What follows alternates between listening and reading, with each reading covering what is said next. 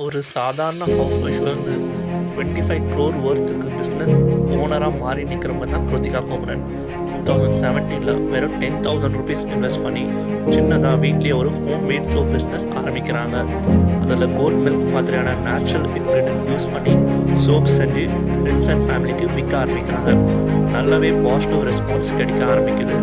அதனால் இன்னும் கன்சிஸ்டண்ட்டாக ஹார்ட் ஒர்க் போட்டு சின்னதாக ஒரு ஃபேக்ட்ரி ஆரம்பித்து அதில் நிறைய ப்ராடக்ட்ஸை விற்க ஆரம்பிக்கிறாங்க. ஸ்மார்ட்டாக மார்க்கெட்டிங் பண்ணுறாங்க. ஆர்கானிக் அண்ட் கெமிக்கல் ஃப்ரீ அப்படின்னு ஸ்மார்ட்டாக தெளிவாக மார்க்கெட் பண்ணுறதுனால அவங்க பிராண்டுக்கு நிறையவே சக்ஸஸ் கிடைக்குது. எந்த விதமான ப்ரொஃபஷனல் ஒர்க்கிங் எக்ஸ்பீரியன்ஸில் எம்பிஏ அப்படிங்கிற பேக்ரவுண்ட் இல்லைனாலுமே அவங்களோட கன்சிஸ்டன்ட் ஹார்ட் ஒர்க் அதுக்கப்புறம் ஸ்மார்ட் மார்க்கெட்டிங்னால இன்னைக்கு ஒரு பெரிய சக்ஸஸ்ஃபுல் உமனாக மாறி இருக்கிறாங்க கிருத்திகா கோமரன்.